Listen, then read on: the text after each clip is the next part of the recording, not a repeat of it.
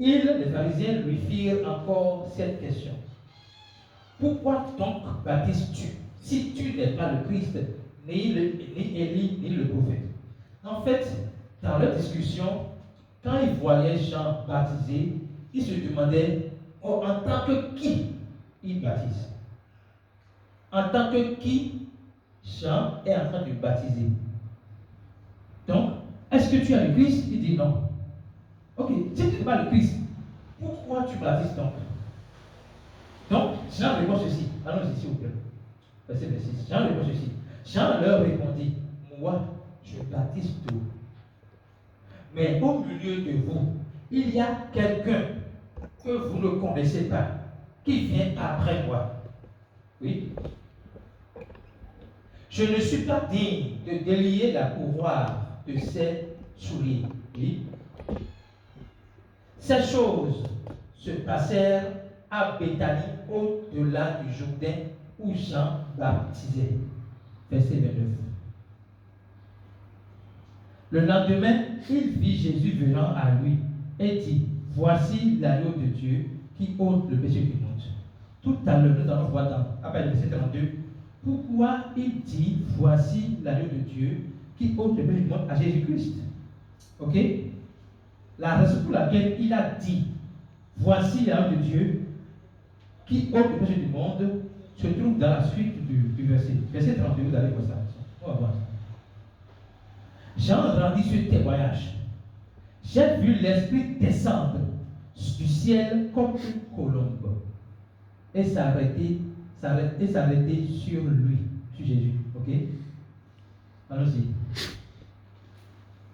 Je ne le connaissais pas. Notez bien que Jean-Baptiste est le cousin de Jésus-Christ. Il est le fils d'Élisabeth, qu'on avait appelé stérile. Et vous devez savoir, je peux beaucoup le dire en même temps, même si c'est une parenthèse, dans le dictionnaire de Dieu, il n'y a pas de stérilité. Toutes les femmes qui ont été appelées stériles dans la Bible ont tous eu des enfants. Élisabeth a été appelée stérile. Elle a eu un enfant, Jean-Baptiste. Ok? Donc il dit, je ne le connaissais pas. Pourquoi il était le cousin de Jésus-Christ? Donc c'est parce que tu marches avec Jésus, ou que tu connais, tu entends le nom de Jésus, que tu connais Jésus. Il faut écouter ça. C'est parce que tu ne parles pas de Jésus, et toi aussi tu dis, je connais Jésus, que tu connais Jésus. Jean-Baptiste est le cousin de Jésus-Christ. Mais il dit qu'il ne le connaît pas. Il ne le connaît pas comment? Il le connaît en tant que son frère, en tant que son cousin. Mais il ne le connaît pas en tant que Christ.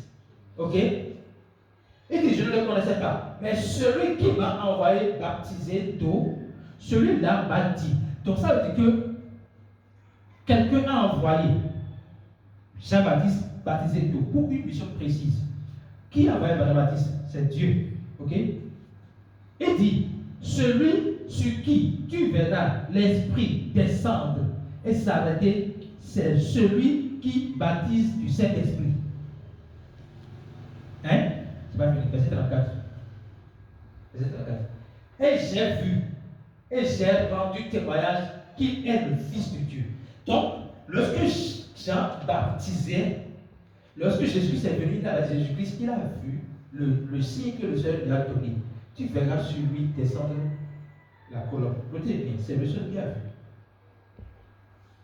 C'est pas comme dans les films où on montre la colombe descendre sur Jésus-Christ et tout le monde voit. Non.